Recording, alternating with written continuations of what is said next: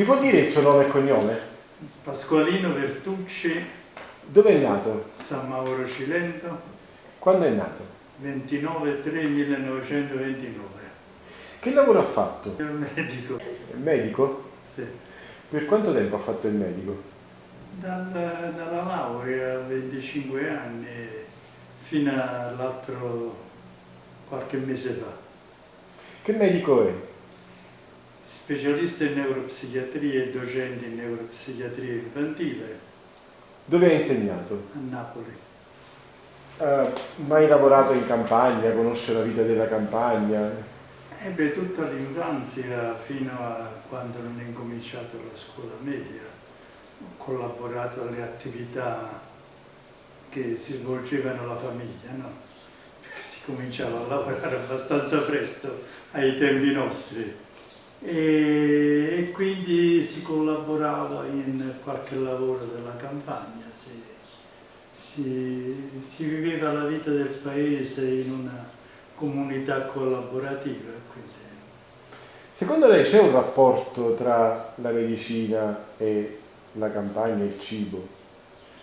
Beh, io sì, credo che anche questo influenzi un po' il tutto, no?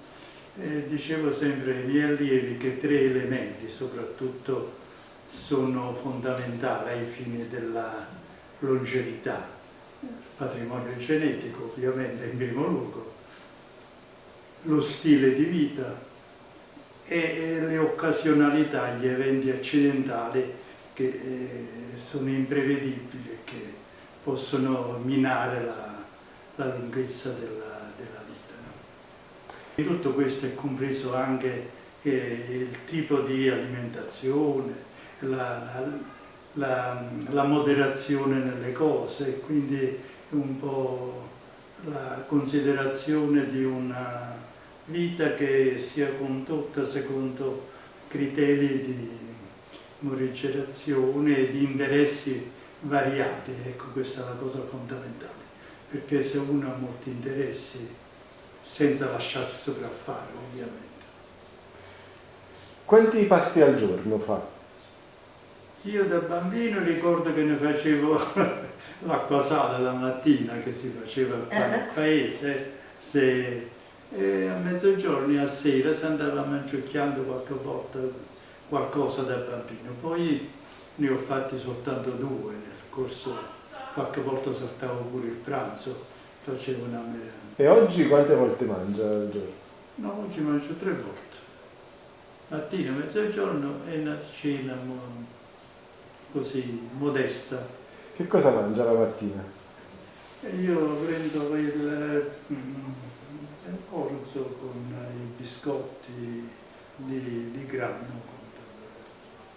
E a pranzo invece? A pranzo un primo piatto, adesso mangio di meno perché rispetto a prima ho l'esigenza di mangiare di meno, per anche ragioni pratiche di sonnolenza che viene dopo. E la sera una cena modesta. Mangia la carne? La carne preferisco quella bianca, la carne rossa ne mangio molto poco adesso, non la gradisco più tanto. In una settimana per esempio quante volte? Ma 1 volta, 2 volte, quella bianca più frequentemente. E invece mangia anche legumi? Legumi sì, sempre. Poi sono i pasta e fagioli, pasta e ceci, sono la mia passione. Quindi legumi principalmente con la pasta, fagioli, Sì, ceci? sì, preferisco molto. E li mangia a pranzo o a cena di solito legumi? No, in genere preferisco il pranzo, la cena sempre in una misura molto limitata. Cosa beve durante i pasti? Un buon bicchiere di vino, Rosso, bianco? Rosso, deve essere rosso. Sia a pranzo che a cena? Sì, sia a pranzo che a cena, un bicchiere. E... Qualche volta di più, a seconda di quello che si mangia ovviamente. E la domenica invece? La domenica faccio un pasto più abbondante, sì. In genere come abitudine, un poco, credo che sia una consuetudine presso tutte le famiglie, si fa un pasto più si fa tutti insieme. Per esempio, ci dice un pranzo della domenica tipico. È quello della pasta fatta in casa, non so se lei ha letto Il tempo perduto. È appunto il sapore dei cibi dell'infanzia rimangono impregnati nella carne, no? E quindi uno appena ha la possibilità di godersela se li gode. Come trascorre le sue giornate? Lavorando, perché sono in pensione dal 96 e poi ho lasciato l'ultimo lavoro che avevo con una struttura riabilitativa dove si faceva pure una formazione, gli ECM e si pubblicava una rivista, quindi mi sono dedicato molto all'attività formativa.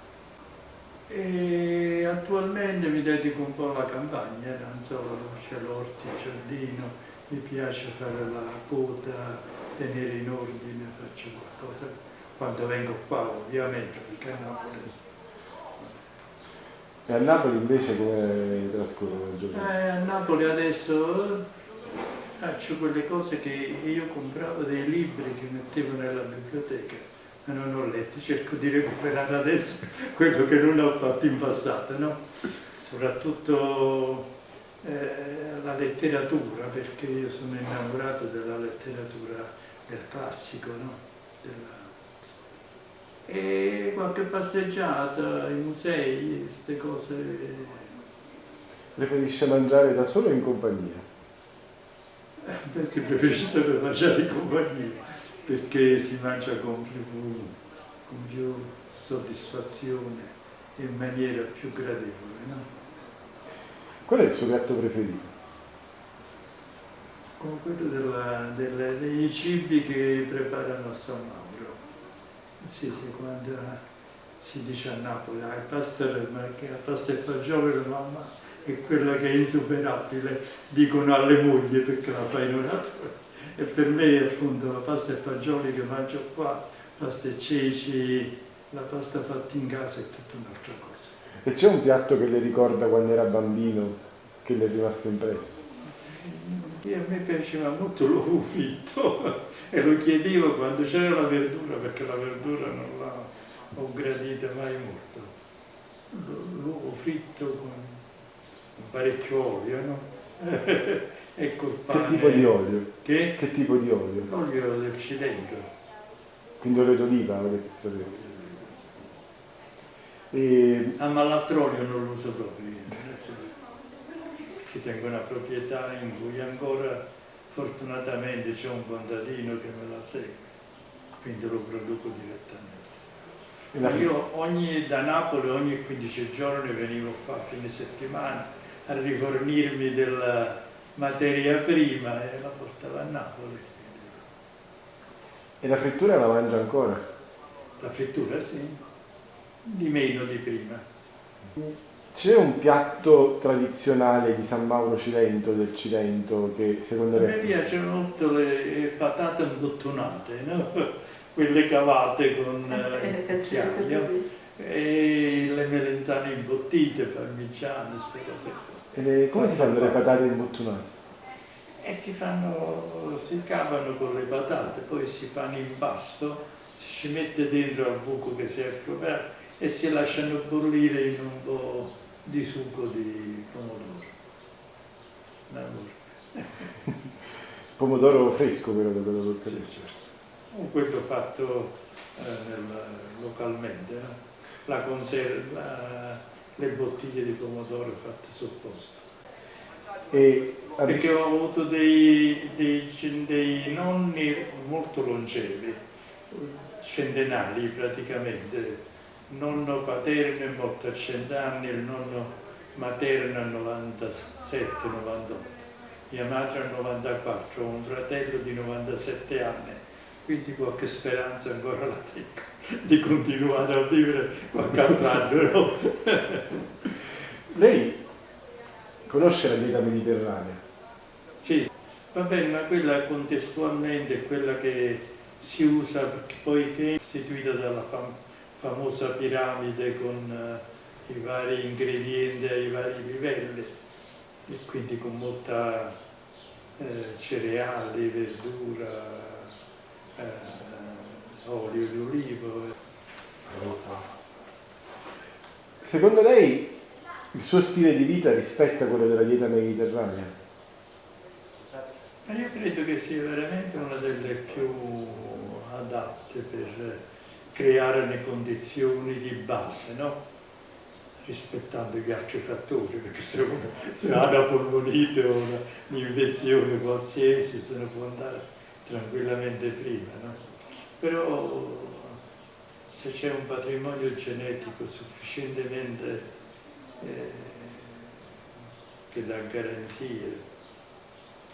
In Cilento, secondo lei, è il patrimonio genetico che rende possibile che ci siano così tanti centenari? Certo, credo proprio di sì. Il contesto, l'ambiente, la mancanza di stimoli nocicettivi, di stress cronici, perché lo stress cronico poi diventa tossico a un certo livello, anche se a un livello